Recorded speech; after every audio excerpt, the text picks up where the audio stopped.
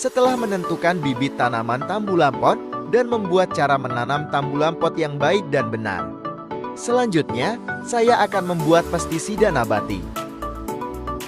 Bahan-bahan yang digunakan untuk membuat pestisida nabati menggunakan bahan-bahan organik. Adapun bahan-bahan yang digunakan tentunya untuk membasmi hama dan penyakit pada tanaman. Ekstrak bawang putih diketahui berguna untuk mengendalikan beberapa jenis organisme pengganggu tanaman OPT, baik itu hama serangga, bakteri maupun jamur patogen. Pada penelitian ini bawang putih dijadikan pestisida nabati untuk membasmi serangga. Tanaman tembakau dapat dijadikan sebagai pestisida nabati karena kandungan nikotinnya yang tinggi mampu mengusir hama pada tanaman, sehingga tembakau bukan hanya digunakan untuk konsumsi rokok semata, tetapi bisa diolah menjadi pestisida nabati.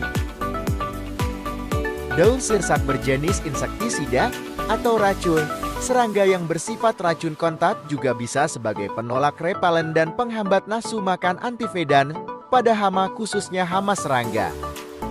Wangi serai juga mampu mengacaukan aroma penarik yang dikeluarkan tanaman inang, sehingga pergerakan hama menuju tanaman inang tersebut dapat dialihkan.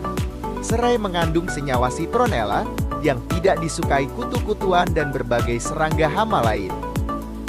Salah satu bahan yang dapat dijadikan pestisida alami adalah daun pepaya.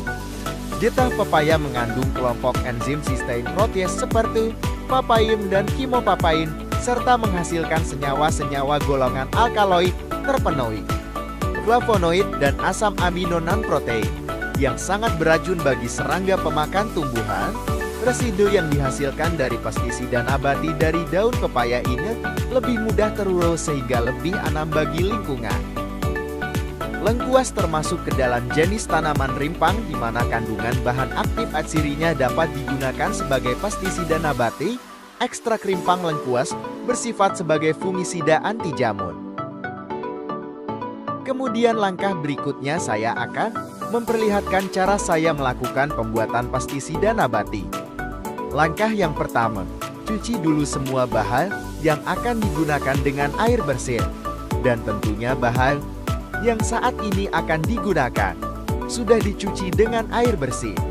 Kemudian lumatkan semua bahan-bahan yang akan digunakan seperti di video saat ini. Dan hasilnya akan seperti ini. Ini contoh bahan-bahan yang sudah saya lumatkan atau saya hancurkan seperti ini. Untuk cara melumatkan bisa dilakukan dengan cara ditumbuk ataupun di blender. Setelah semua bahan-bahan ini dihaluskan, selanjutnya kita campurkan atau kita aduk bahan-bahan sehingga menjadi satu. Selanjutnya, setelah bahan-bahan tercampur menjadi satu, bahan-bahan dimasukkan ke dalam wadah. Wadah yang saya gunakan saat ini ialah botol bekas air mineral. Setelah wadah terisi dengan bahan-bahan, selanjutnya isi wadah dengan air bersih hingga penuh. Kemudian kocok wadah sampai bahan-bahan yang di dalam larut bersama air. SLNGECNYA pestisida yang sudah kita buat kita simpan terlebih dahulu. Dalam kurun waktu kira-kira 1 minggu baru bisa kita gunakan.